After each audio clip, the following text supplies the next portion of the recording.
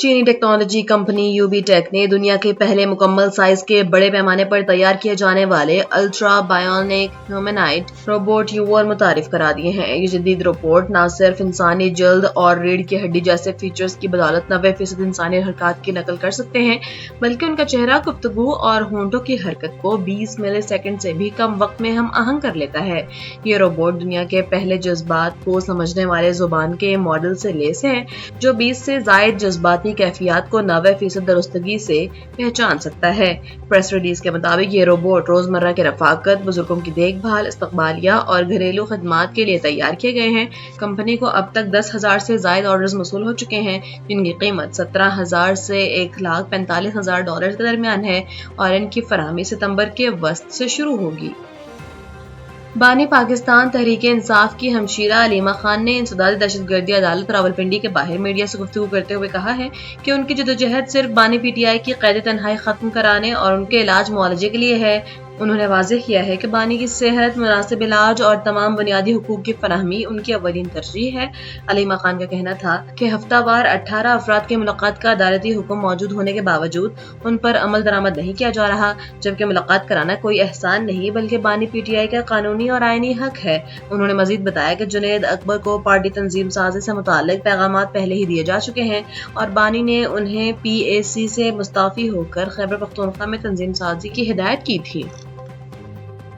اسلام آباد high court نے نجی اسکولوں میں 10% مستحق طلباء کو مفت تعلیم فراہم کرنے کے قانون کے خلاف دائر درخواست پر private educational institutions regulatory authority کو نوٹس جاری کر دیا ہے۔ کیس کی سماعت کے دوران نجی اسکولوں کے وکیل نے موقف اختیار کیا ہے کہ حکومت نجی اداروں کو کوئی فنڈز یا کوٹا نہیں دے رہی، لہٰذا مفت تعلیم دینا حکومت کی ذمہ داری ہے، نہ کہ پرائیویٹ اسکولوں کی، اور اس قانون سے اسکول بند ہونے کا خدشہ ہے۔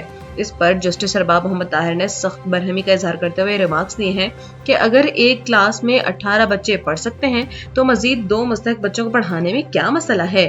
اگر آپ کے پاس جگہ نہیں تو اسکول بند کر دیں، لیکن بچوں کو پڑھانا ہوگا۔ عدالت نے کیس کی مزید سماعت 3 اگست تک ملتوی کرتے ہوئے تمام فریقین سے جواب طلب کر لیا ہے۔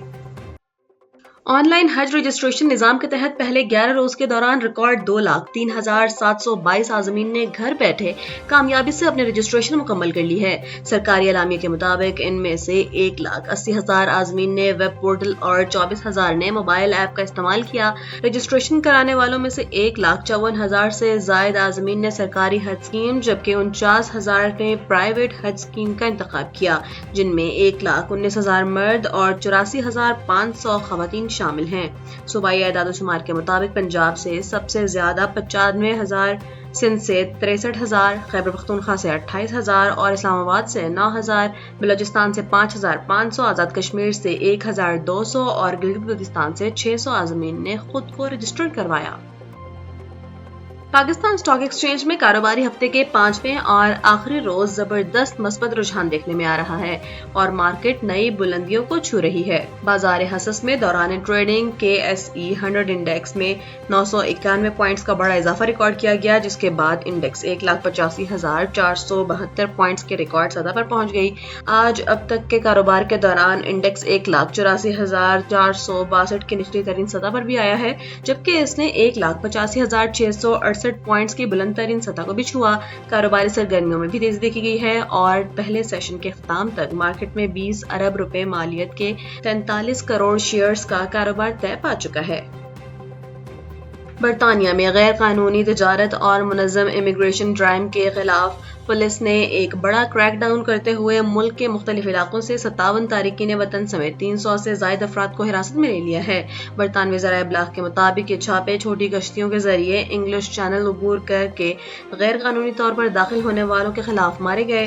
نیشنل پولیس چیفز کونسل کا کہنا ہے کہ اس 5 روزہ آپریشن کے دوران 1 بلین پاؤنڈ سے زائد کی نقدی ضبط کی گئی ہے، جبکہ 7 لاکھ پاؤنڈز مالیت کا دیگر سامان بشمول غیر قانونی تمباکو، کاریں، منشیات اور ای بائکس تحویل میں لے لی گئی ہیں۔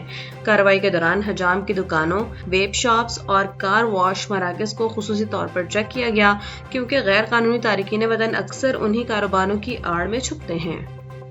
غزہ میں اسرائیلی فوج کے فائرنگ سے ایک اور ابھرتا ہوا ستارہ بجھ گیا ہے، جہاں معروف فلسطینی فٹ بالر اور گول کیپر سلیم الاشقر کو گولی مار کر شہید کر دیا گیا ہے۔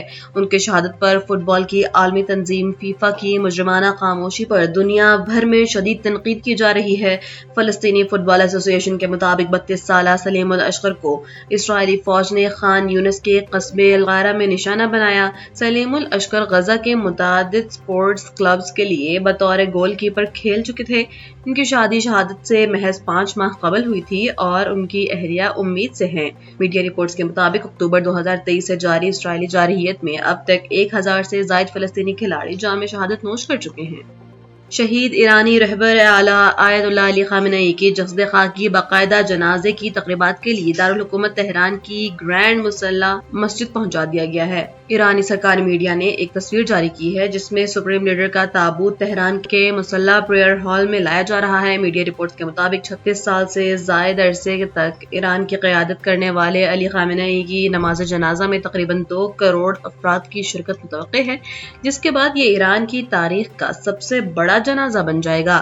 شہید رہبر اعلیٰ کی آخری رسومات کا اختتام ان کی آبائی شہر مشہد میں واقع امام رضا علیہ السلام کی مزار پر ان کی تدفین کے ساتھ ہوگا۔ واضح رہے کہ رواں سال 28 فروری کو جنگ کے آغاز پر ایران پر ہونے والے امریکی اور اسرائیلی حملوں میں آیت اللہ علی خامنئی کے خاندان کے کئی افراد اور اعلیٰ عہدیداروں سمیت شہید ہوئے تھے۔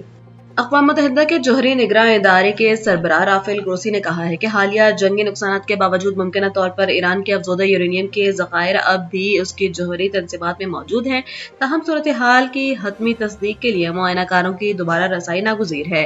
ایک روسی خبرساں ادارے کو دیے گئے انٹرویو میں انہوں نے واضح کیا ہے کہ ادارے نے اسرائیلی اور امریکی حملوں کے بعد رسائی ختم ہونے سے قبل مواد کی کسی بڑی نقل و حرکت کا مشاہدہ نہیں کیا، اس لیے مجموعی تاثر یہی ہے کہ مواد اب بھی وہیں موجود ہے۔ رافیل گروسی کے مطابق اگرچہ ان حملوں میں جوہری تنصیبات کو شدید نقصان پہنچا ہے اور رسائی محدود ہو چکی ہے، لیکن ادارہ سیٹلائٹ تصاویر اور سابقہ ڈیٹا کی بنیاد پر نظر رکھے ہوئے ہے اور حتمی تصدیق کے لیے وہاں دوبارہ معائنہ کار بھیجنے کا خواہش مند ہے۔